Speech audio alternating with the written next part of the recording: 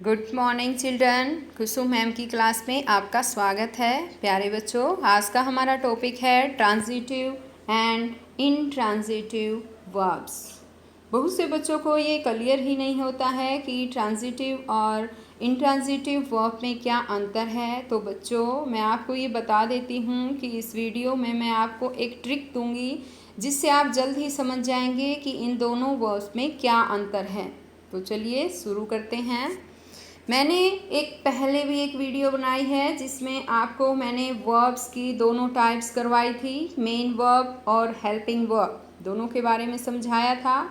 Helping verb यानी कि auxiliary या सहायक क्रियाएं, इसके अंतर्गत मैंने आपको ये सभी वर्ब्स बता दी थी कि कौन कौन सी वर्ब्स आती हैं। Is, am, are, was, were, has, have, had, मैंने सभी अच्छी तरह से समझाई थी। और दूसरी जो हैं वर्ब के अंदर मैंने मोडाल समझाए थे। तो प्यारे बच्चों, एक बात क्लियर कर देना चाहती हूँ मैं यहाँ पे कि ये जो मोडाल है इसको मडाल भी बोल सकते हैं और इसको मॉडल भी बोल सकते हैं। बहुत से लोग इसको मॉडल बोलते हैं और बहुत से लोग इसको मोडाल भी बोलते हैं। तो हम दोनों ही ठीक हैं, कोई सा भी बोल सकते हैं। मोडाल में जैसे एग्जाम्पल दे रखा है, can, could, may, might, shall, should, will, would, ये सब आते हैं। अगर आपको इसके बारे में ज़्यादा समझना है, मेन वर्ब और हेल्पिंग वर्ब के बारे में, तो आप मेरी पहले वाली वीडियो देख सकते हैं। तो हमारा आज का क्या टॉपिक है, ट्रांजिटिव और इनट्रांजिटिव वर्ब। इसके अंतर्गत ट्रांजिटिव क्या होता है बता देती हूँ। इसका मतलब है सकर्मक क्रिया। हिंदी में आप लोगों ने पढ़ा होगा सकर्मक क्रिया, अकर्मक क्रिया। तो ट्रांजिटिव वर्ब होती है सकर्मक क्रिया और इनट्रांजिटिव वर्ब होती है अकर्मक क्रिया। इसके कुछ एग्जाम्पल दिए गए हैं, जैसे कि गिव, एंजॉय, इनवाइट, टीच। और इनट्रांजिटिव अकर्मक क्रिया के भी एग्जाम्पल दिए गए हैं, come, go, get up, sit, laugh and cry. तो बच्चों, इनको मैं अच्छी तरह से डिटेल में समझा देती हूँ। इसके लिए सबसे पहले हम करेंगे ट्रांजिटिव वर्ब। ट्रांजिटिव वर्ब, इसको हिंदी में क्या बोलते हैं, सकर्मक क्रिया, सकर्मक। पहले तो एक बार मैं इसकी डेफिनेशन समझा देती हूँ, फिर आपको हिंदी में इसका meaning समझाऊंगी। A transitive verb is a verb that requires an object to receive the action. क्या मतलब है इसका कि ट्रांजिटिव वर्ब, सकर्मक क्रिया, एक ऐसी क्रिया है जिसे एक्शन को रिसीव करने के लिए एक ऑब्जेक्ट की रिक्वायर्स होती है। यानी कि ट्रांजिटिव वर्ब ऐसी वर्ब हैं, ऐसी क्रिया हैं जिन्हें अपने सेंटेंस को कंप्लीट करने के लिए एक ऑब्जेक्ट की ज़रूरत होती है, जिसके साथ हमेशा आपको एक ऑब्जेक्ट मिलेगा। ऑब्जेक्ट मतलब कर्म, ठीक है। अब देखो यहाँ पे सकर्मक क्रिया, इसका मीनिंग समझो पहले तो। स का क्या मतलब होता है बताओ, साथ। स का क्या मतलब होता है, के साथ। और कर्म का मतलब है ऑब्जेक्ट, यानी कि ऑब्जेक्ट के साथ। क्या मतलब हो गया, सकर्मक क्रिया कौन सी क्रिया हो गई, वो क्रिया जिसके साथ ऑब्जेक्ट लगा हुआ हो। अब हमें कैसे पता चलेगा कि इस सेंटेंस में ऑब्जेक्ट है और इसमें नहीं है। तो इसके लिए प्यारे बच्चों, मैं आपको यही ट्रिक बताऊंगी कि आपको कैसे पता चलेगा कि ऑब्जेक्ट है या किसी सेंटेंस के साथ ऑब्जेक्ट नहीं है। यहाँ पर हम एक एग्जाम्पल लेते हैं, जैसे कि सी मेड। आगे क्या है, आगे तो कुछ नहीं लिख रखा, क्वेश्चन मार्क। इसका मतलब क्या पूछा गया है यहाँ पर। सी मेड, उसने बनाया। व्हाट, क्या बनाया, हमें पता नहीं चल रहा है और ये इसकी सेंस भी क्लियर नहीं हो रही है ऐसे बोलने से कि सी मेड, उसने बनाया, और मुझे पता नहीं है कि क्या बनाया है उसने। अब दूसरा सेंटेंस यहाँ नीचे वाला देखते हैं, सी मेड अ केक। उसने एक केक बनाया। अब वाक्य पूरा हो गया है, सेंटेंस कंप्लीट हो गया है, समझ में भी आ गया है, सेंस भी बन रही है। तो प्यारे बच्चों, इसमें अ केक जो है वो हमारा एक क्या है, ऑब्जेक्ट है। हमें कैसे पता चला? तो हम पहले वाले इस सेंटेंस को देखो। इसके अंतर्गत हम दो क्वेश्चन रखेंगे। कौन कौन से? What and whom। अगर व्हाट और whom को रखने से हमारा क्वेश्चन आ जाता है तो वो कौन सी वर्ब होगी? वो ट्रांजिटिव वर्ब होगी। जैसे कि ये आ गया ना, सी मेड व्हाट, ऐसे रख के देखेंगे हम। उसने बनाया, उसने क्या बनाया? उसने एक केक बनाया। तो यहाँ पर एक केक क्या है? एक ऑब्जेक्ट है। और इस सेंटेंस में ऑब्जेक्ट लगा हुआ है वर्ब के बाद, तो हम समझ जाएंगे कि ये ट्रांजिटिव वर्ब हैं। दूसरा एग्जाम्पल समझाती हूँ। ये देखो, इसमें क्या है? प्लीज ब्रिंग व्हाट,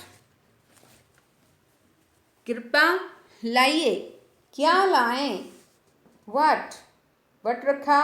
इसका आंसर है please bring a glass of water. एक पानी का गिलास लाएं, कृपया एक पानी का गिलास लेकर आएं। तो यहाँ पर सेंस बन रहा है, ये हमारा ऑब्जेक्ट है और इसमें ऑब्जेक्ट है, इसका मतलब ये एक ट्रांजिटिव वर्ब है। तो प्यारे बच्चों, समझ गए होंगे आप कि हमें यहाँ पर क्या रखना है। यहाँ वर्ब के बाद हमें क्या या whom, किसे, ये रखेंगे। एक और एग्जाम्पल देखो। जैसे कि ये है Kapil invited. Kapil invited whom। Kapil ने किसे इनवाइट किया? किसे इनवाइट किया कपिल ने? whom। whom मतलब किसे। तो यहाँ पर हमारा ये वाला एग्जाम्पल देखो, कपिल इनवाइटेड पूजा। यहाँ क्या आ गया हमारा? पूजा। पूजा क्या है? ऑब्जेक्ट है। तो ये ऑब्जेक्ट आ गया इसमें वर्ब के बाद, इसका मतलब ये एक ट्रांजिटिव वर्ब है। ठीक है बच्चों, अब आपको क्लियर हो गया होगा कि हमें क्या देखना है सेंटेंस में। एक तो व्हाट देखना है और एक देखना है whom। ये दोनों हमें देखने हैं लगाकर। अगर हमारा आंसर आता है व्हाट और whom से और क्लियर हो जाता है सेंस, तो मतलब कि वो ऑब्जेक्ट है और उसमें ऑब्जेक्ट लगाया हुआ है और वो एक सकर्मक क्रिया है, यानी कि वो ट्रांजिटिव वर्ब है। दूसरी बात, एक और बात थी कि जैसे यहाँ पर मैंने आपको बताया था क्या आना चाहिए? ऑब्जेक्ट। ये ऑब्जेक्ट क्या मिलेगा हमें? ज़्यादातर हमें ये ऑब्जेक्ट नाउन मिलेगा। इसमें भी देखो, ये ग्लास ऑफ वाटर नाउन है और यहाँ पर भी पूजा जो है वो नाउन है। वर्ब के तुरंत बाद हमें नाउन मिलेगी। नाउन या प्रोनाउन मिले तो समझ लेना कि उसमें ऑब्जेक्ट है और वो एक ट्रांजिटिव वर्ब होगी। अब हम एक और एग्जाम्पल देखते हैं। अब आप बताओ मुझे इसके बारे में। Ram gave what. यहाँ पर हम व्हाट या whom रखेंगे। राम ने दिया। राम ने क्या दिया? सेंस कंप्लीट नहीं हो रही है, समझ में नहीं आ रही है। ये वाला एग्जाम्पल देखो, राम गेव मी ए पेन। राम ने मुझे एक पेन दिया। तो यहाँ पर व्हाट रखने से ए पेन रखेंगे तो जो है कंप्लीट हो जाएगा हमारा सेंटेंस। तो ये क्या है? एक ट्रांजिटिव वर्ब है। इसी तरह से हम यहाँ ये एग्जाम्पल भी देख सकते हैं, राम गेव मी, राम ने मुझे दिया। अब भी सेंस कंप्लीट नहीं है कि राम ने मुझे क्या दिया। राम गेव मी ए पेन, राम ने मुझे एक पेन दिया। तो यहाँ पर ये ए पेन जो है वो एक क्या है? नाउन है, ऑब्जेक्ट है, इसलिए ये कौन सा सेंटेंस है? ट्रांजिटिव वर्ब है। अब हम नेक्स्ट देखते हैं इंट्रांजिटिव वर्ब, यानी कि अकर्मक क्रिया। इसको हम क्या बोलेंगे? अकर्मक क्रिया। इसकी डेफिनेशन देखते हैं। The verb used without an object is called an intransitive verb, यानी कि वो वर्ब जिसमें ऑब्जेक्ट नहीं होता, जो बिना ऑब्जेक्ट के यूज की जाती है, वो इंट्रांजिटिव वर्ब कहलाती हैं। आ गया बच्चों समझ में? ट्रांजिटिव में क्या था? ऑब्जेक्ट आया था, लेकिन इंट्रांजिटिव में ऑब्जेक्ट नहीं आएगा, बिना ऑब्जेक्ट के ही सेंस कंप्लीट होगी। अब इसका एक एग्जाम्पल देखते हैं। वह हंस रहा है, वह हंस रहा है, ही इज लाफिंग। यहाँ पर किसी ऑब्जेक्ट की हमें ज़रूरत नहीं है, बिना ऑब्जेक्ट के ही सेंस कंप्लीट है। समझ में आ रहा है कि कोई लड़का है, आदमी है, और वो क्या कर रहा है? हंस रहा है। तो ये कौन सी वर्ब हुई हमारी? ये इंट्रांजिटिव वर्ब हुई। आगे दूसरा देखो एक बार, इसका मीनिंग भी बता देती हूँ। अकर्मक, अ का क्या मतलब होता है? नहीं, नॉट या के बिना। और कर्म का क्या मतलब है? कर्म, यानी कि ऑब्जेक्ट या कर्म के बिना। कौन सी वर्ब होगी वो? अकर्मक वर्ब, अकर्मक क्रिया, इंट्रांजिटिव वर्ब होगी। इसके एग्जाम्पल देख लेते हैं। जैसे कि जॉन तेज दौड़ता है, जॉन रन्स फास्ट।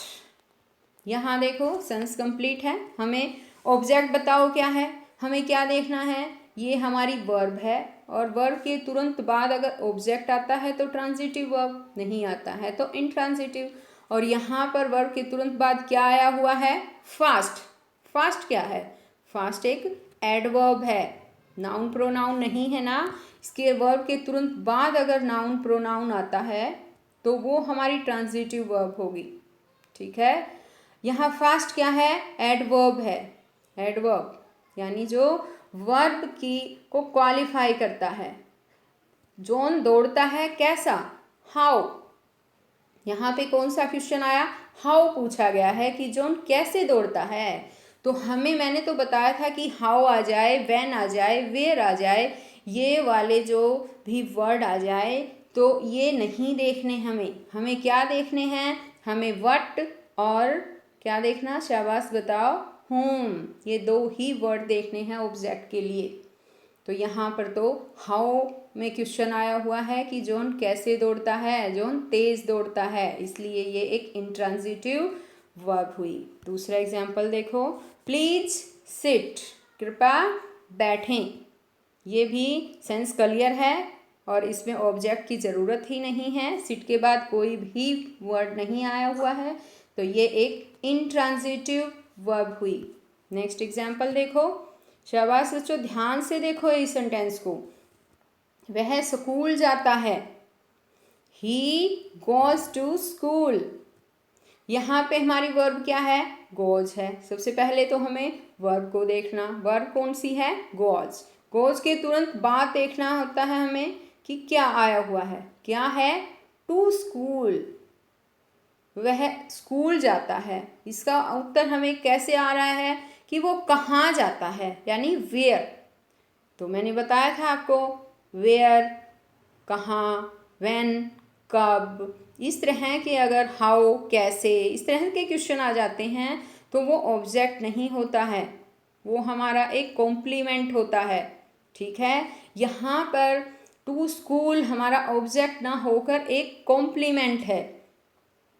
थोड़ा कॉम्प्लीमेंट के बारे में संक्षेप में बता देती हूँ। कॉम्प्लीमेंट होता है बच्चों पूरक, हिंदी में इसको पूरक बोलते हैं। सेंटेंस को जो कंप्लीट करने के लिए जो वर्ड यूज़ किए जाते हैं उसको कॉम्प्लीमेंट बोलते हैं।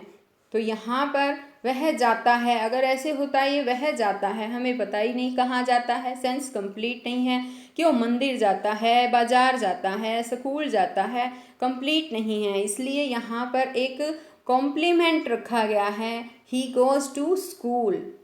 ये हमारा ऑब्जेक्ट नहीं है, ये क्लियर कर लेना बच्चों। ये ध्यान से सुनो ये बात कि ये जो टू स्कूल है यहाँ हमारा ऑब्जेक्ट ना होकर एक कॉम्प्लीमेंट है, इसलिए ये सेंटेंस क्या हुआ, एक इंट्रांजिटिव वर्ब हुई। ही गोज टू स्कूल, ये ट्रांजिटिव वर्ब नहीं है। अब कुछ नोट्स हैं जो आपको क्लियर करवा देती हूँ। बहुत से वर्ब्स ऐसे हैं जो ट्रांजिटिव भी हो सकती हैं और इंट्रांजिटिव भी, डिपेंडिंग ऑन द सिचुएशन, यानी कि सिचुएशन पर डिपेंड करते हैं। बहुत सारी वर्ब्स ऐसी होती हैं ट्रांजिटिव भी हो सकती हैं, वो इंट्रांजिटिव भी हो सकती है, लेकिन वो सिचुएशन पर डिपेंड करती हैं कि वो कैसे आई हुई है, कैसे लिखी गई हैं। जब इनके बाद कोई ऑब्जेक्ट रहता है तो वो ट्रांजिटिव कहे जाते हैं, और जब उनके बाद ऑब्जेक्ट नहीं होता है तो वो इंट्रांजिटिव कही जाती हैं। देखो एग्जाम्पल, वह पढ़ती है, ये वाला एग्जाम्पल देखो।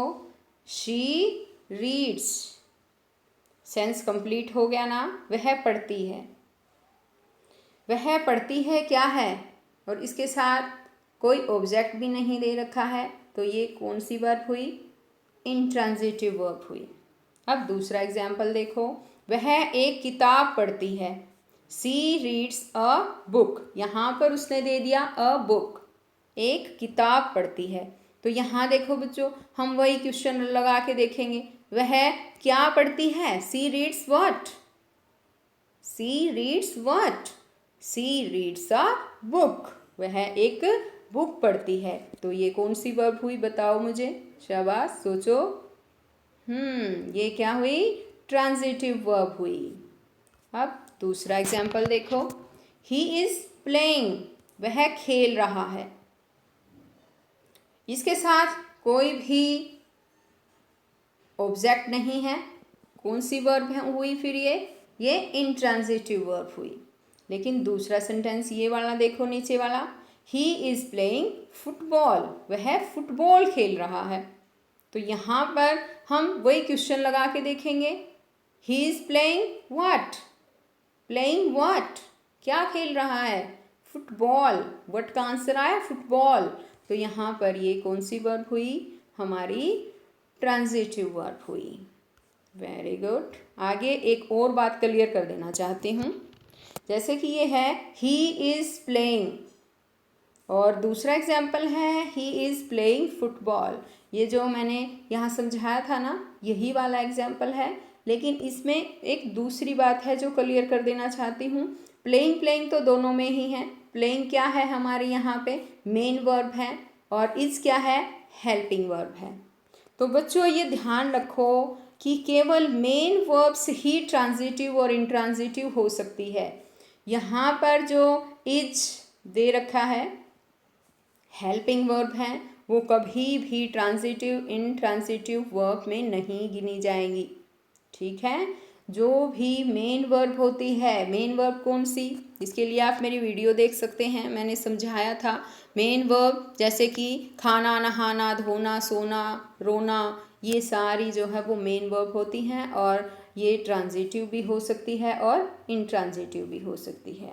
तो प्यारे बच्चों, आज मैंने आपको ट्रांजिटिव और इंट्रांजिटिव वर्ब्स के बारे में समझाया। अगर अभी तक आपने मेरे चैनल को सब्सक्राइब नहीं किया है तो प्लीज़ मेरे चैनल को सब्सक्राइब कीजिए।